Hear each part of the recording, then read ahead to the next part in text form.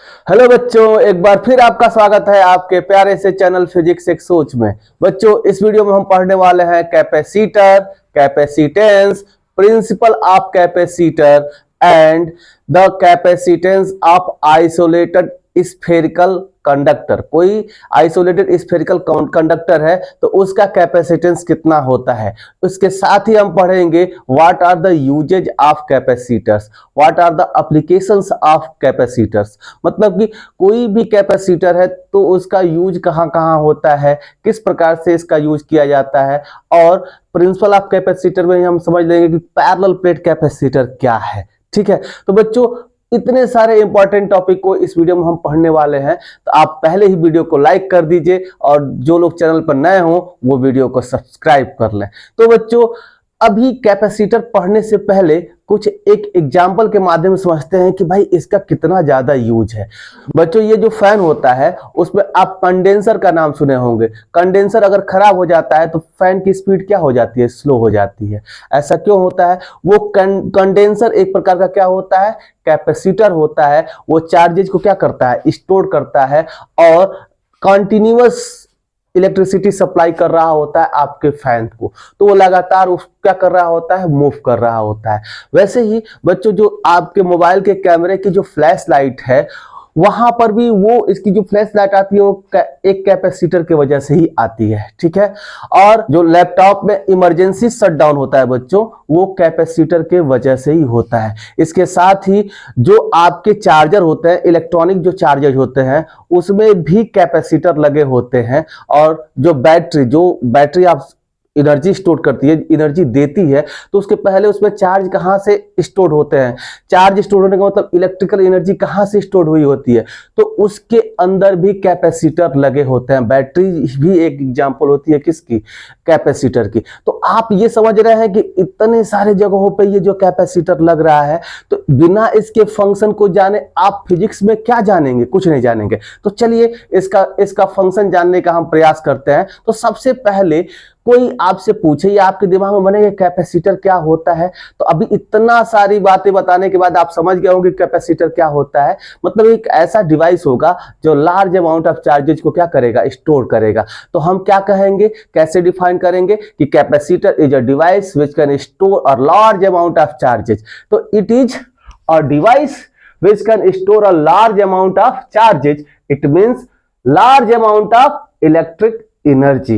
अगर ये large amount of charges को स्टोर करता है, इसका मतलब क्या है कि large amount of electrical energy को स्टोर करता है। और ये चार्जेस या ये स्टोर्ड इलेक्ट्रिकल एनर्जी जब हमें आवश्यकता पड़ती है तो हम इसका यूज कर लेते हैं अलग अलग जगहों पे। तो इतनी इंपॉर्टेंट डिवाइस कि ये इलेक्ट्रिकल एनर्जी को ही क्या कर ले रहा है, स्टोर कर रहा है। और आपके सुविधा के मुताबिक जहां पे आप चाहें वहां पे इसका क्या कर सकते हैं, आप यूज कर सकते हैं। ठीक है, अब बच्चों कैपेसिटेंस क्या होता है? कैपेसिटेंस मींस आप यहां पे देखेंगे कि the ability of capacitor to store a large amount of charges is called capacitance. क्या कह रहा है, ये किसी कैपेसिटर की एबिलिटी होती है जिसकी वजह से वो लार्ज अमाउंट ऑफ चार्जेस को क्या करता है, स्टोर करता है। ठीक है ना, जो कैपेसिटर जितना ही ज्यादा अमाउंट ऑफ चार्जेस को क्या करेगा, स्टोर करेगा, उसका कैपेसिटेंस उतना अधिक होगा। जो जितना कम अमाउंट ऑफ चार्जेस को क्या करेगा, स्टोर करेगा, या जितना कम इलेक्ट्रिकल एनर्जी को स्टोर करेगा, वो उतना ही बैड कैपेसिटर होगा। ठीक है, तो आप मतलब कैपेसिटेंस का मतलब क्या है कि ये जो कैपेसिटर जिस मटेरियल का बना होता है, जनरली कंडक्टर का बना होता है, तो उस कंडक्टर की प्रॉपर्टी होती है, एबिलिटी होती है चार्जेस को क्या करने का, स्टोर करने का। उसी एबिलिटी को हम क्या कह सकते हैं, हम कैपेसिटेंस कह सकते हैं। ठीक है ना, तो इसको हम ऐसे भी कह सकते हैं, the measurement of ability to store the large amount of charges is called what, capacitance. मतलब कि किसी भी कैपेसिटर के द्वारा जो चार्ज स्टोर किए जाते हैं, उस एबिलिटी का जो मेजरमेंट होता है उसी को ही हम क्या कहते हैं, कैपेसिटेंस कहते हैं। ठीक है, ये तो इसका थियोरेटिकल डेफिनेशन हो गया कि क्या होता है कैपेसिटेंस। बट इसका जो मैथमेटिकल डेफिनेशन है या इसका जो रियल फीलिंग वाला डेफिनेशन है वो क्या होता है, उसको हम समझने की कोशिश करते हैं। बच्चों, ये जो कैपेसिटर होता है सिंपली एक कंडक्टर होता है। क्या, कोई एक कंडक्टर क्या कहलाता है, एक कैपेसिटर कहलाता है। मतलब हर एक कंडक्टर क्या कर सकता है, चार्ज को स्टोर कर सकता है। ठीक है, तो कोई भी कंडक्टर चार्ज को स्टोर कर सकता है तो उसे हम क्या कह सकते हैं कि वो एक कैपेसिटर होता है। अब इसको अलग अलग हम साइंटिफिक मेथड के द्वारा इसका कैपेसिटेंस हम बढ़ा सकते हैं, जो कि हम प्रिंसिपल ऑफ कैपेसिटर में देखेंगे। पहले यहां पे हम समझते हैं कि ये किसी भी कंडक्टर में चार्ज स्टोर कैसे होता है। तो अगर हम किसी भी कंडक्टर के पोटेंशियल को इंक्रीज करेंगे तो उसके जो अंदर स्टोर चार्ज होगा वो भी क्या होगा, इंक्रीज करेगा। यानी कि the store charge in a capacitor is directly proportional to potential of it. मतलब कि कोई भी कंडक्टर या कैपेसिटर है तो उसके अंदर जो स्टोर्ड चार्जेज होते हैं वो डायरेक्टली प्रोपोर्शनल टू क्या होते हैं, उसके पोटेंशियल का। हम जैसे जैसे इसका पोटेंशियल इंक्रीज करेंगे वैसे वैसे ही इसमें चार्ज भी क्या होता है, इंक्रीज होता है। बच्चों इसको एक एग्जांपल के माध्यम से हम समझेंगे। आप लोग 10th में ओम्स लॉ पढ़े होंगे। ओम्स लॉ क्या कहता है, at constant temperature and pressure the current flowing through a wire is directly proportional to the potential difference between both end of the wire. क्या होता है कि ये जो करंट किसी वायर में फ्लो करती है वो डायरेक्टली प्रोपोर्शनल होती है किसके, वायर के दोनों एंड्स के बीच में जो पोटेंशियल डिफरेंस भी होता है उसके। ठीक है, अगर सपोज कीजिए कि इसका पोटेंशियल VA है, इसका पोटेंशियल VB है, तो ये जो V होगा वो VB माइनस VA होता है। ये पोटेंशियल डिफरेंस को हम V कह रहे हैं। तो इसको हम ऐसे भी लिख सकते हैं कि जो पोटेंशियल होता है वो डायरेक्टली प्रोपोर्शनल टू क्या होता है, करंट होता है। और आपको वहां बताया गया था कि ये प्रोपोर्शनलिटी साइन हटाया गया था तो एक कांस्टेंट लगा था और इस कांस्टेंट को हम रेजिस्टेंस कहते हैं RI। ये रेजिस्टेंस क्या करता है, करंट को ऑब्स्टेकल करता है, मतलब करंट को ब्लॉक करता है। जो किसी वायर में फ्लो हो रही करंट होती है उसको क्या करता है, ये ब्लॉक करता है, उसको अपोज करता है। ये जो रेजिस्टेंस होता है। ठीक है, अब यहां पे जो ये रेजिस्टेंस है आप जरा ध्यान से समझिएगा कि ओम्स लॉ आपसे क्या बताना चाहता है कि करंट मतलब क्या, करंट मींस आप समझ रहे हैं flow of charges, the rate of flow of charges Q/T is called current is directly proportional to potential. यानी कि अगर ये करंट पोटेंशियल के डायरेक्टली प्रोपोर्शनल है, अगर कुछ देर के लिए मान लीजिए कि इस टाइम को हम क्या कर लें, कांस्टेंट मान लें, तो आप यहां से देखिए जो ये आपका चार्ज है वो डायरेक्टली प्रोपोर्शनल टू किसके है, पोटेंशियल का है। तो अगर किसी मटेरियल का अगर हम क्या इंक्रीज करें, पोटेंशियल इंक्रीज करें तो उसमें क्या बढ़ेगा, चार्ज बढ़ेगा। तो आप यहां से कह सकते हैं कि जो चार्ज होता है किसी भी कंडक्टर का या कैपेसिटर का वो डायरेक्टली प्रोपोर्शनल टू क्या होता है, उसके पोटेंशियल का। पोटेंशियल इंक्रीज करेंगे तो उसमें स्टोर्ड चार्ज का संख्या बढ़ेगा, उसमें चार्ज अमाउंट ऑफ चार्जेस क्या होंगे, इंक्रीज होंगे। ठीक है, तो अब यहां से आप समझ रहे होंगे कि ओम्स लॉ भी आपसे कह रहा है, यहां से ये रिप्रेजेंट हो रहा है, यहां पे से आप पा रहे हैं कि ये जो चार्जेज है वो डायरेक्टली प्रोपोर्शनल टू क्या है, पोटेंशियल है। तो आप यहां से देख सकते हैं कि चार्ज क्या है, डायरेक्टली प्रोपोर्शनल टू पोटेंशियल है। अगर यहाँ पे हम प्रोपोर्शनलिटी साइन हटाकर एक कांस्टेंट लगाएं तो ये जो कांस्टेंट होता है वो C होता है और C इंटू V, और इसी C को हम क्या कहते हैं, इसी C को हम कहते हैं कैपेसिटेंस। ये क्या होता है, कैपेसिटेंस। आप जरा ध्यान से देखिए, इस R को हम क्या कहते हैं, रेजिस्टेंस, और इस C को हम क्या कहते हैं, कैपेसिटेंस। तो जस्ट लाइक जैसे यहां पे ओम्स लॉ है वैसे ही कैपेसिटेंस के केस में Q is directly proportional to V, Q equals to C भी, और ये C क्या है, कैपेसिटेंस है, और C इक्वल्स टू क्या हो जाएगा, यहाँ पे आपका Q/V हो जाएगा। बच्चों आप लोग ओम्स लॉ में ये पढ़े हैं कि ये जो आपका रेजिस्टेंस R होता है, R equals to V upon जो I होगा, this R does not depend upon V and I। ये जो R होता है V और I पे डिपेंड नहीं करता है। ये जो R होता है आपका रेजिस्टेंस वो डिपेंड करता है किस पे, ये जो आपका R होता है वो directly proportional to length of the wire होता है। मतलब कि इस वायर का लेंथ जितना ज्यादा होगा इसका रेजिस्टेंस उतना ही अधिक होगा, और इसका जो ये क्रॉस सेक्शनल एरिया जितना अधिक होगा रेजिस्टेंस उतना ही इसका क्या हो जाएगा, कम हो जाएगा। ये जो रेजिस्टेंस किसी वायर का होता है inversely proportional to the cross sectional area होता है।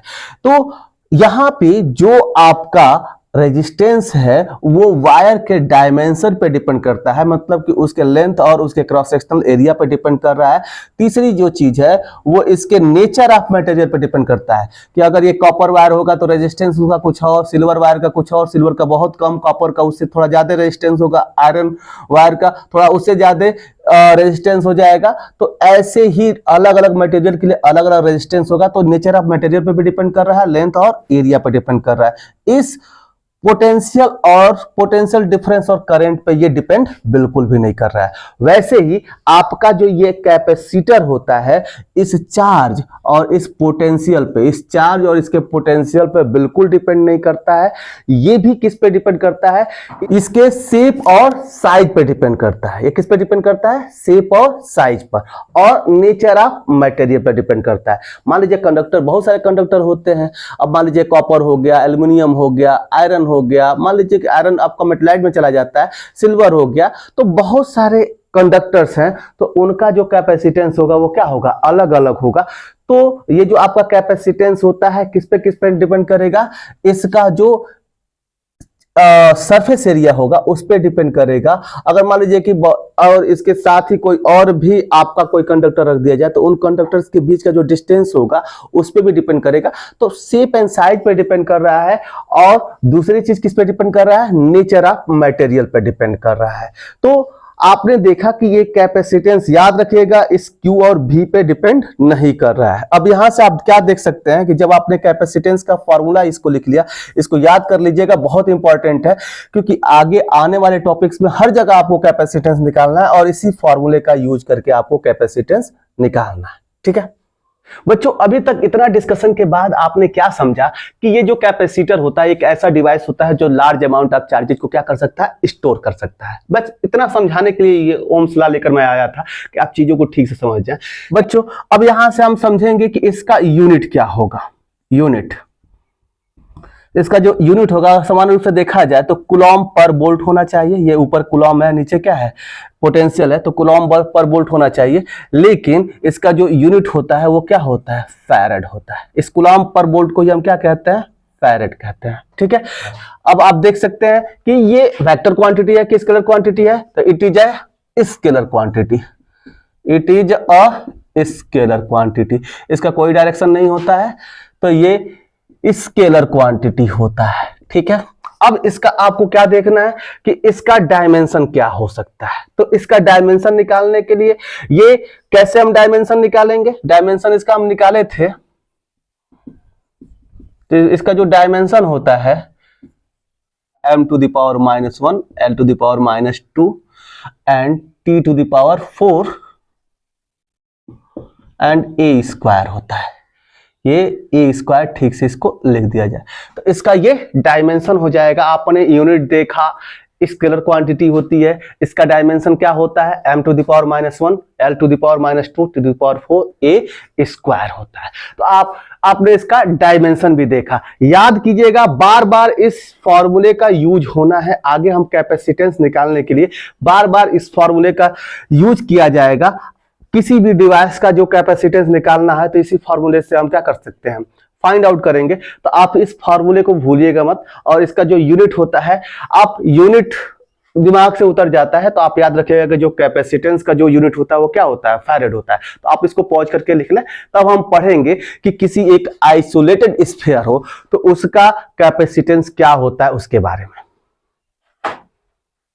बच्चों अब हम पढ़ेंगे capacitance of isolated spherical conductor. बच्चों ये एक आइसोलेटेड स्फेरिकल कंडक्टर है। ठीक है, ये एक सॉलिड कंडक्टर है। आप जानते हैं कि कोई भी कंडक्टर हो उस पे सारे चार्जेस कहाँ होते हैं, उसके सरफेस पे होते हैं। ये बात आपको पहले से ही क्या कर दी गई है, बता दी गई है। सपोज कीजिए कि इसके ऊपर जो टोटल चार्ज है वो कितना है, कैपिटल Q है, और इस स्फीयर का जो रेडियस है वो कितना है, कैपिटल R है। ठीक है, तो आपसे अगर पूछा जाए बच्चों कि इस स्फेरिकल कंडक्टर का जो कैपेसिटेंस होगा वो कितना होगा, तो अभी आपने पढ़ा कि कैपेसिटेंस इक्वल टू क्या होता है, उसके ऊपर जितना भी चार्ज हो अपॉन उसका पोटेंशियल। ये चार्ज अपॉन पोटेंशियल हम क्या कहते हैं, इसी को कैपेसिटेंस कहते हैं। तो अगर दोनों चीज हमें ये क्या हो जाए, मालूम हो जाए, तो बहुत आसानी से हम उसका क्या निकाल सकते हैं, हम इसका कैपेसिटेंस निकाल सकते हैं। बच्चों यहां पर लिखा गया है आइसोलेटेड स्फेरिकल कंडक्टर। आइसोलेटेड मतलब क्या कि ये किसी एयर में रखा गया हो और सिंगल ही हो, इसके आसपास कोई भी दूसरा कंडक्टर ना हो। आइसोलेटेड मतलब क्या, एकदम ये अकेला हो, विलगित हो, ठीक है ना। तो ये इसके आसपास कोई भी दूसरा कंडक्टर नहीं है तो ये क्या हो जाएगा, आइसोलेटेड हो जाएगा। तो अब यहां पे हम देखें अगर कैपेसिटेंस निकालना है तो यहां चार्ज हमें पता है, इस पे टोटल चार्ज इस स्फीयर पे कितना है, कैपिटल क्यू। पोटेंशियल क्या होता है, अगर कोई आपका कंडक्टर स्फीयर है तो उसके सरफेस पे जो पोटेंशियल होता है वो कितना होता है, 1/4 पाई एप्सिलॉन नॉट, और जितना भी इस पे चार्ज है क्यू, और अपान में इसका रेडियस, अपान में इसका रेडियस। अब क्या हो जाएगा, कैपेसिटेंस C इक्वल टू कितना हो जाएगा, ये क्यू कितना है इस पे, मतलब चार्ज कितना है इस पे, स्मॉल क्यू का स्थान पर कैपिटल क्यू रख देंगे, और अपान में इसका पोटेंशियल कितना है, इस पोटेंशियल का अगर यहां पर रखा जाए तो कितना हो जाएगा, अब इसको रखा जाएगा तो Q/4 pi epsilon not R हो जाएगा। बच्चों अगर देखा जाए तो इस Q से ये Q क्या हो जाएगा, कैंसिल हो जाएगा, और यहाँ पे जो कैपेसिटेंस आएगा ये ऊपर चला जाएगा, तो कितना हो जाएगा, किसी आइसोलेटेड स्फेरिकल कंडक्टर का क्या हो जाएगा, ये 4 पाई एप्सिलॉन नॉट R हो जाएगा। तो किसी स्फेरिकल कंडक्टर का जो कैपेसिटेंस हो जाता है उसका फार्मूला ये है। बहुत बार पूछा जाता है सर क्वेश्चन आपसे कि जो आपका सपोज कीजिए कि ये जो आपका अर्थ है, अर्थ का कैपेसिटेंस कितना होगा अगर उसका रेडियस कितना हो, 6.4 इंटू 10⁶ मीटर हो। इसका रेडियस आपको दे दिया जाए तो यहां से बहुत आसानी से कैपेसिटेंस निकाल सकते हैं अर्थ का, और 4 पाई की वैल्यू आप जानते हैं 3.14 एंड एप्सिलॉन नॉट की वैल्यू 8.85 इंटू 10⁻⁻12, और इसका रेडियस 6.4 इंटू 10⁶। इन सबको मल्टीप्लाई कर देंगे तो जो आपका अर्थ है उसका कैपेसिटेंस आप क्या कर सकते हैं, फाइंड आउट कर सकते हैं। तो आपने एक स्फेरिकल कंडक्टर का आपने यहां पे क्या निकाला, कैपेसिटेंस निकाला। अब हम पढ़ेंगे बच्चों प्रिंसिपल ऑफ कैपेसिटर। बच्चों अब हम पढ़ेंगे प्रिंसिपल ऑफ कैपेसिटर क्या होता है।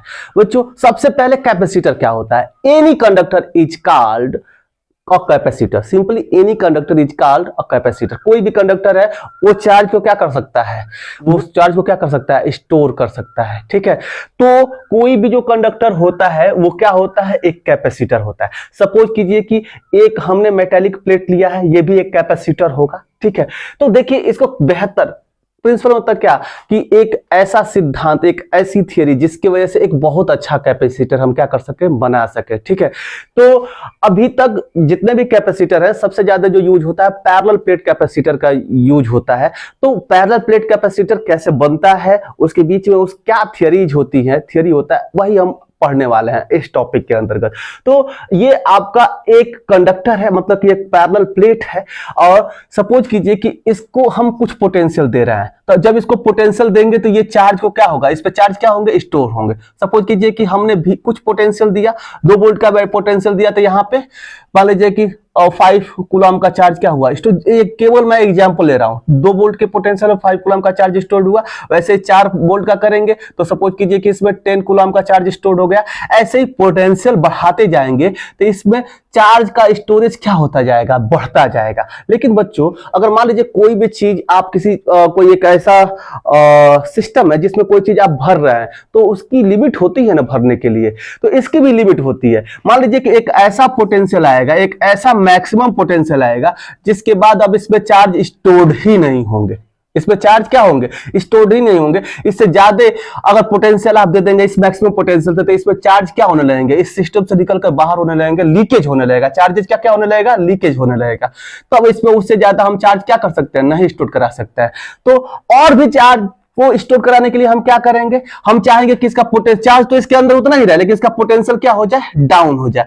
तो इसके पास में एक ऐसा ही एक और हम प्लेट रख दें, ऐसा ही एक और मेटालिक प्लेट हम रख दें, तो क्या होगा बच्चों, जब ऐसा ही एक और प्लेट रख देंगे तो इसका पोटेंशियल डाउन हो जाएगा। कैसे डाउन हो जाएगा, जब ऐसा प्लेट रखेंगे तो आप जानते हैं पोटेंशियल का फॉर्मूला क्या होता है, पोटेंशियल V इक्वल होता है KQ/R। मान लीजिए यहां प्लस Q चार्ज है और इस पॉइंट आर डिस्टेंस पे इसका पोटेंशियल इतना है। अगर मान लीजिए इसके पास माइनस क्यू चार्ज हम रख दें, इसके पास में माइनस क्यू चार्ज रख दें, तो यहाँ पे इसके वजह से के क्यू अपान आर, और इतना ही दूरी पे ये माइनस क्यू चार्ज रख दिया, तो यहाँ पर इसके वजह से माइनस के क्यू अपान आर, माइनस के क्यू अपान आर, इसकी वजह से माइनस के क्यू अपान आर, इसके वजह से के क्यू अपान आर, दोनों को जोड़ेंगे तो ये कट जाएगा, जीरो हो जाएगा। तो मतलब कि अगर नेगेटिव चार्ज कहीं हम प्रोड्यूस करा दें तो क्या हो जाएगा, उसका पोटेंशियल क्या हो जाएगा, डाउन हो जाएगा। तो अगर वैसे यहां पे जैसे इस पे बहुत सारे पॉजिटिव चार्जेज आए हैं पोटेंशियल बढ़ाने से, इस पे बहुत सारे पॉजिटिव चार्जेज आए हैं, ऐसे इसके पोटेंशियल को बढ़ाने से इस पे बहुत सारे पॉजिटिव चार्जेज स्टोर हो गए। अब बताइए कि जब इसके पास एक और हम सपोज कीजिए कि मेटल लेकर आए, यहाँ पे बहुत सारे, सपोज कीजिए कि ये एक पूरा ऐसा मेटल हम ले रहे हैं, इसका प्लेट ही ले रहे हैं। अभी ये 3 डायमेंशन नहीं है तो इसको मैं नहीं आपको समझा पा रहा हूँ दोनों तरफ कैसे चार्जेज क्या होंगे, इंड्यूस्ड होंगे, लेकिन यहाँ पर आप समझ जाएंगे। सपोज कीजिए कि बहुत ज्यादा इस पे पॉजिटिव चार्ज है, यही ऐसा इसको मैंने रखा है, तो यहाँ पे दूसरा मेटल रखेंगे तो इसके इस साइड में क्या हो जाएगा, जब ये पॉजिटिव चार्ज है इसके पास रखा जाएगा तो इसके अंदर के जो नेगेटिव चार्जेज हैं वो इधर की तरफ इंड्यूस हो जाएंगे और पॉजिटिव चार्जेज इधर की तरफ इंड्यूस हो जाएंगे। आप यही सपोज कीजिए कि जो ये आपका मेटेलिक आपका ये प्लेट है, इसके इस वाले साइड में, इसके बीच में, मतलब इन दोनों के बीच में इस वाले फेस पे नेगेटिव चार्ज आएगा और इसके बाहर वाले फेस पे कैसा चार्ज आ जाएगा, पॉजिटिव चार्ज आ जाएगा। ठीक है, तो अब बताइए कि इस पॉजिटिव चार्जेस से नजदीक कौन है, नेगेटिव चार्ज। अगर ये चार्ज नेगेटिव नजदीक है तो इसका कुछ ना कुछ पोटेंशियल डाउन होगा। जब पोटेंशियल डाउन होगा तो इसके अंदर जो चार्जेज हैं जो स्टोर पहले से ही मैक्सिमम जो हमने पोटेंशियल दिया था, मान लीजिए इस पे 15 कूलम का चार्ज क्या हो गया था, स्टोर्ड हो गया था, तो अभी चार्जेस तो वही रहे लेकिन केवल एकमात्र इस प्लेट को रख देने से इसका पोटेंशियल क्या हो गया, डाउन हो गया। सपोज कीजिए कि इसका 12 वोल्ट मैक्सिमम जो पोटेंशियल था वो क्या था, 12 वोल्ट था। तो अब इसका जो इसके पास एक मेटल रख देने से इसका पोटेंशियल डाउन सपोज कीजिए कम से कम 10 वोल्ट हो गया। अब फिर से हम क्या कर सकते हैं, इसको और भी पोटेंशियल हम दे सकते हैं, 12 तक ले जाने के लिए 2 वोल्ट और पोटेंशियल देंगे। तो 2 वोल्ट का और पोटेंशियल देंगे तो जो इसमें चार्ज 15 वोल्ट का स्टोर हुआ था और उससे भी ज्यादा हो जाएगा ना। मान लीजिए कि वो 2 वोल्ट के देने पर 5 कूलम का चार्ज और स्टोर हो गया, तो इसके अंदर जो चार्ज हुआ वो कितना हो गया, 20 कूलम का हो गया। यानी कि इसके पास केवल एक ऐसा ही कंडक्टर रख देने से इसका कैपेसिटेंस और क्या हो गया, बढ़ गया, क्योंकि इस एंड पे नेगेटिव चार्ज और इस एंड पे पॉजिटिव चार्ज आया। अब बच्चों इससे भी ज्यादा, अगर इससे भी ज्यादा इसका कैपेसिटेंस बढ़ाना है तो हम क्या करेंगे, सपोज कीजिए कि इस केस में जो ये नेगेटिव चार्ज है यहां से एक मैं अर्थिंग दे दूं। अर्थिंग दे देने से क्या फायदा होगा, जितने भी ये पॉजिटिव चार्ज है ये कहां चले जाएंगे, अर्थ को चले जाएंगे। क्यों, क्योंकि ये पॉजिटिव जो चार्ज है इस नेगेटिव चार्ज को अपने में क्या किया है, अट्रैक्ट किया है, इस पे इलेक्ट्रोस्टैटिक फोर्स लगा रहा है और इस पॉजिटिव चार्ज को क्या कर रहा है, रिपेल कर रहा है। तो अगर इसको कहीं से रास्ता मिलेगा अर्थ में जाने के लिए तो यहां से मान लीजिए एक वायर जोड़ दिए तो ये कहां जाएगा, इस इधर की तरफ तो अट्रैक्ट नहीं होगा, सोचेगा कि यहां से छोड़कर हम इससे क्या हो जाए, बाहर हो जाए। तो यहां पे अगर हमने कोई अर्थिंग दे दिया तो ये पॉजिटिव चार्जेस कहां चले जाएंगे, अर्थ को। अब इस पे क्या बचेगा, अब इस पे टोटल क्या बचेगा, नेगेटिव चार्ज बचेगा। अब बताइए कि टोटल नेगेटिव चार्ज इस पे बचेगा। अभी आपने देखा कि ये अगर कोई एक मान लीजिए कि यहाँ पे क्यू चार्ज था, आर डिस्टेंस पे कितना पोटेंशियल था, यहाँ पे के क्यू अपान आर, और यहाँ पे उतना ही नेगेटिव चार्ज रख देते, यहाँ पोटेंशियल क्या हो गया, 0। तो जितना यहाँ पॉजिटिव चार्ज है उतना ही इस पे क्या हो गया, नेगेटिव चार्ज हो गया। तो इसका पोटेंशियल तो बहुत डाउन हो जाएगा ना, इसका पोटेंशियल, पूरे सिस्टम का जो पोटेंशियल होगा वो बहुत डाउन हो जाएगा और बहुत डाउन हो जाएगा। लेकिन चार्ज इसके अंदर जो 20 वोल्ट जो 20 कूलम का स्टोर हुआ था वो तो उसमें तो कमी नहीं आई, वो चार्ज तो इसके अंदर उतना ही रहा। अब चार्ज उतना ही रहा और केवल यहां पे एक अर्थिंग दे देने से इसका पोटेंशियल और डाउन हो गया। तो हम क्या कर सकते हैं, और भी एक्स्ट्रा पोटेंशियल देकर इसमें और भी एक्स्ट्रा चार्ज को हम क्या करा सकते हैं, स्टोर करा सकते हैं। तो आपने देखा कि यहां पे हमने क्या कर दिया, एक अर्थिंग दे दिया, ठीक है। तो अर्थिंग दे देने से इसका और भी ज्यादा कैपेसिटेंस बढ़ गया, मतलब इसमें और भी ज्यादा हम चार्जेस को क्या करा सकते हैं, स्टोर करा सकते हैं। और इतना सब करने के बाद आपको क्या दिख रहा है, ये क्या बनते हुए नजर आ रहा है आपको, एक प्लेट यहां पे मेटेलिक, एक दूसरा प्लेट, इसको अर्थिंग दे देने के बाद जब पूरे चार्जेस पॉजिटिव खत्म हो जाए तो वहां से इसको हटा दीजिए, ये आपका क्या बना, एक ऐसा इसका सिंबल बन जाता है। ये पॉजिटिव प्लेट हो जाएगा, ये नेगेटिव प्लेट हो जाएगा, कुछ ये नेगेटिव प्लेट हो जाएगा। और ये क्या बना आपका, एक पैरेलल प्लेट कैपेसिटर बना। इस तरह से इसका सिंबल दिखाया जाता है कि ये क्या बन गया, पैरेलल प्लेट कैपेसिटर बन जाएगा। कुछ ऐसे आप यहां से दिखा सकते हैं। ये क्या बन गया आपका पैरेलल प्लेट कैपेसिटर। दो पैरेलल मेटालिक प्लेट्स हैं और एक पे पहले बहुत ज्यादा इसको क्या किया गया था, इसको चार्ज किया गया था, इसके पास रख देने मात्र से इसका पोटेंशियल डाउन हुआ था, और भी इसको चार्ज किया गया था, इसको अर्थिंग दे देने के बाद और भी पोटेंशियल डाउन हो गया, और भी इसको चार्ज कर दिया गया। यानी कि अब एक ऐसा यह सिस्टम बना जो लार्ज अमाउंट ऑफ चार्जेस को क्या कर सकता है, स्टोर कर सकता है। ठीक है, अब बच्चों इससे भी ज्यादा इसमें हमें चार्जेस को स्टोर करना है तो क्या करेंगे, आपको डाई इलेक्ट्रिक पढ़ाया गया था और मैं बताऊंगा, इसको अगले लेक्चर में बताऊंगा कि अगर इसके अंदर कोई डाई इलेक्ट्रिक प्लेस कर दिया जाए या अगर इसके अंदर केवल एयर ही रहने दिया जाए, मतलब इस पूरे एम्प्टी स्पेस रखा जाए तो इसका कैपेसिटेंस कितना हो जाता है, डाई इलेक्ट्रिक प्लेस करेंगे तो कैपेसिटेंस कितना हो जाएगा। और इसमें पार्ट वाइज मतलब कि अलग अलग डाइलेक्ट्रिक मटेरियल, एक का ये dielectric constant K1 K2 K3 हो, अलग अलग डाइलेक्ट्रिक कांस्टेंट वाले मटेरियल रखने से इसके कैपेसिटेंस का फॉर्मूला क्या आएगा, इन सारे फॉर्मूले को हम पढ़ने वाले हैं अगले वीडियो में। बच्चों अगर ये वीडियो आपको अच्छा लगा हो तो आप वीडियो को लाइक करें और जो लोग चैनल पर नए हो वो चैनल को सब्सक्राइब कर लें। तो बच्चों इसके बाद वाले वीडियो में हम पढ़ेंगे कि ये पैरेलल प्लेट कैपेसिटर तो हम समझ लिए क्या कैसे बनता है। अब ये पैरेलल प्लेट कैपेसिटर का जो कैपेसिटेंस होता है वो कैसे निकाला जाएगा, उसका फॉर्मूला क्या होगा। अगर इसमें कोई कंडक्टर रख दें तो उसका कैपेसिटेंस का फार्मूला क्या होगा। अगर इसके अंदर कोई हम ये डाइलेक्ट्रिक रख दें तो उसके लिए कैपेसिटेंस का फार्मूला क्या होगा। अगर टी थिकनेस का डाइलेक्ट्रिक रख दें तो क्या होगा, डिफरेंट थिकनेस का अलग अलग डाइलेक्ट्रिक रख दें तो उसके कैपेसिटेंस का फार्मूला क्या होता है। इन सारे टॉपिक्स को हम नेक्स्ट वीडियो में पढ़ने वाले हैं। तो अब तब तक के लिए इतना ही, बाय बाय।